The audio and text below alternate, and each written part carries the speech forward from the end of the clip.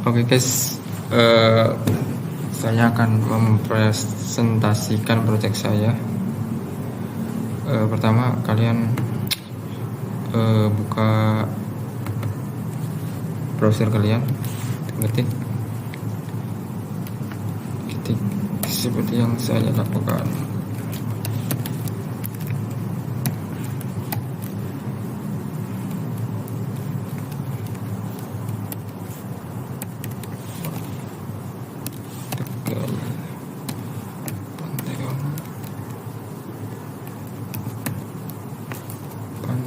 Pantheon Sip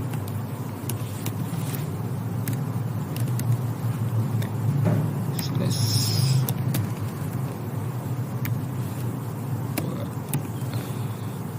oke.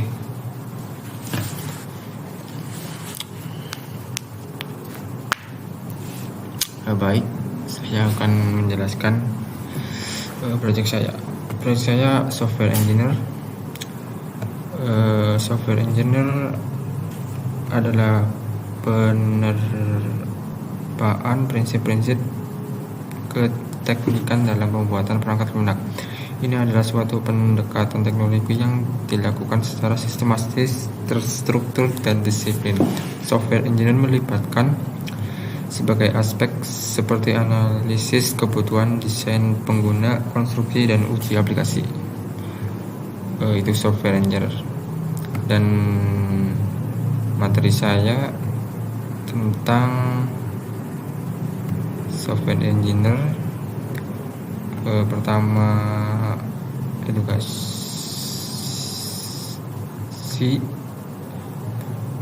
Untuk software engineer, Anda perlu melakukan beberapa langkah yang melibatkan pendidikan dan pelatihan. Berikut adalah langkah-langkah yang dapat Anda ikuti.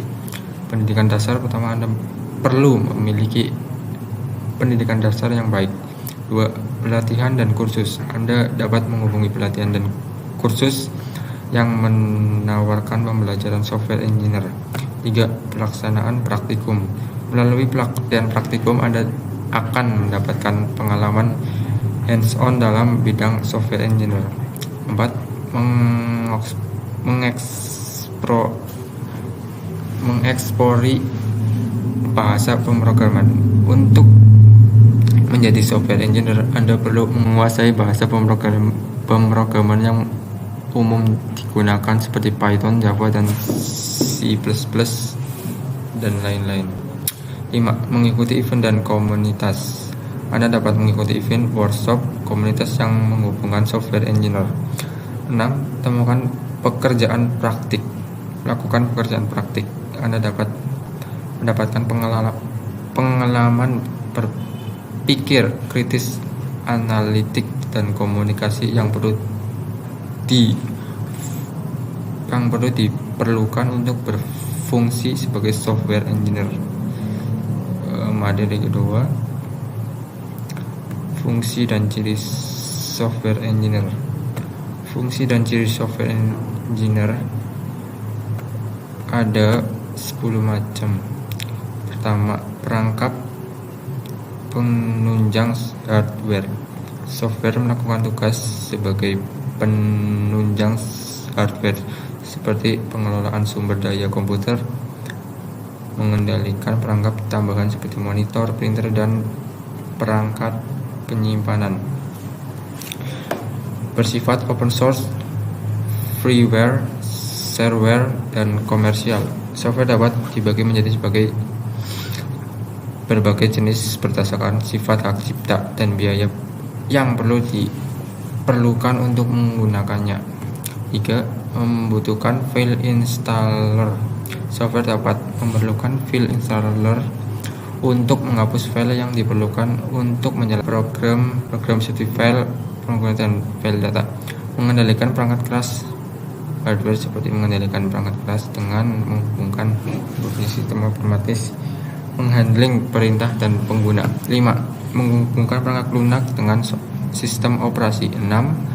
Dapat tersering virus komputer. 7. Dibandingkan dari data atau instruksi yang program software. 8. Dioperasikan melalui perangkat keras seperti komputer, smartphone, dan lain-lain. 9. Diinstal menggunakan file installer. 10. Dapat minimalisir biaya perangkat lunak. 3. Mengurangi waktu pengembangan. 4. Meningkatkan pemahaman dan pengetahuan. 5. Mengelola perubahan. Materi selanjutnya adalah peran dan soft skill. 1. Komunikasi. 2. Kerjasama tim. 3. Kepemimpinan.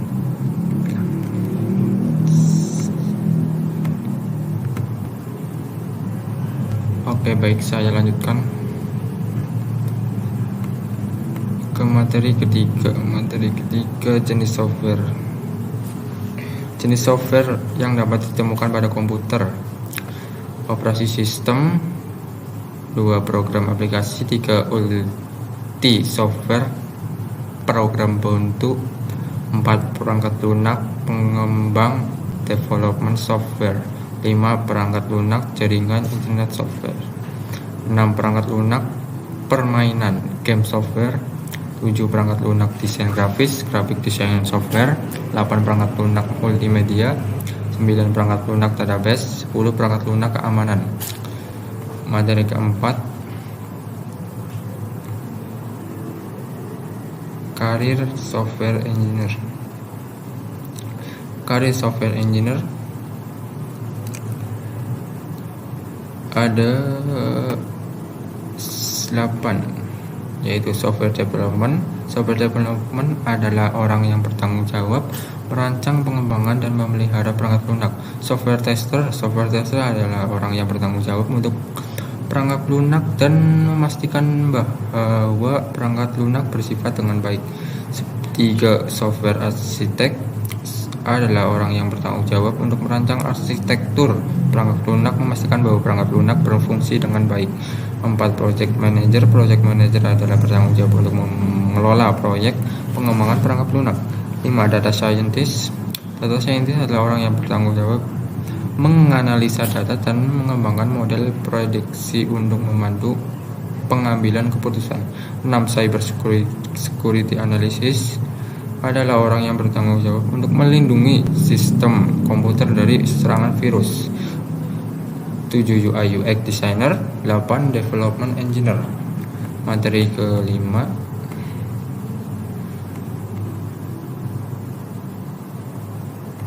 keterampilan dan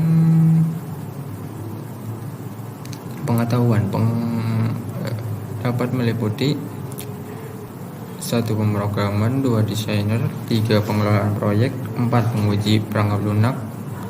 5. Kemampuan analisis. 6. Kemampuan praktis, kemampuan berpikir kritis. 7. Kemampuan komunikasi. 8. Pemahaman tentang teknologi. 9. Keterampilan interpersonal. 10. Pemahaman teknik bisnis. Materi selanjutnya pengertian software. Pengertian software dapat diartikan sebagai bagian dari ilmu komputer dan informasi yang mempelajari tentang pengembangan dan penggunaan software sistem komputer atau perangkat lunak.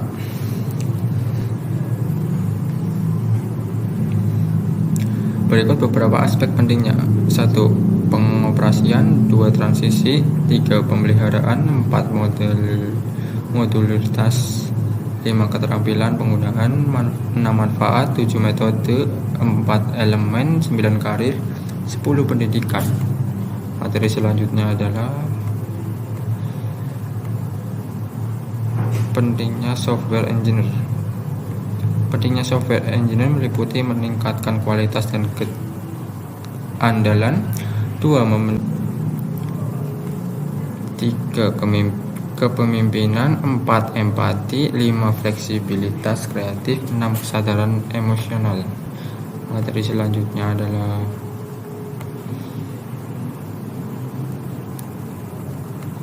proses pengembangan software. Proses pengembangan software melibatkan beberapa tahapan yang dilalui untuk menghasilkan perangkat lunak yang tinggi. 1. Menganalisis kebutuhan pengguna. 2. Perencanaan. 3. Desain. 4. Implementasi. 3. Testing. 6. Pengujian. 7. Pemeliharaan. Selanjutnya adalah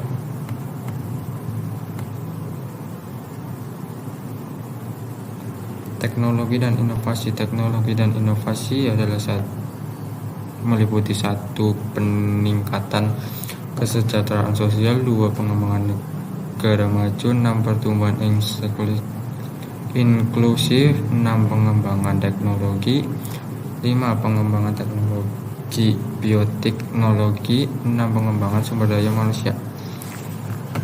Itu saja materi yang saya buat. Tentang saya adalah Septiananda Maulana, mahasiswa semester 1 Politeknik Harapan Bersama, Tegal, dengan NIM 23091 090143. Saya memiliki hobi mendengarkan musik dan traveling. Saya sekarang sedang menempuh pendidikan D4 Teknik Informatika di Politeknik Harapan Bersama. Untuk kontak Anda dapat melalui Instagram dan Facebook saya. Itu saja.